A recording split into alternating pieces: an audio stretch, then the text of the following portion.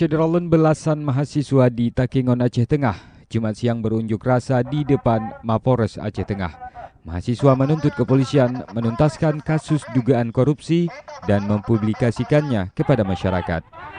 Dari catatan mahasiswa Syederalun, beberapa dugaan korupsi itu adalah terkait gempa Gayo, peternakan ketapang, cetak sawah baru Karang Ampar, serta kasus dugaan korupsi Festival Danau Luntawar. Ini harapan kita kepada Kapolres yang baru agar segera diselesaikan dengan secepat mungkin dan dipublis ke publik. Yang terjadi hari ini, Polres Aceh Tengah masih tertutup dengan laporan-laporan yang terkait, sehingga anarkis tidak ada mencederai hal lain atau Dari Takengon, Mahyadi, Serambi On TV.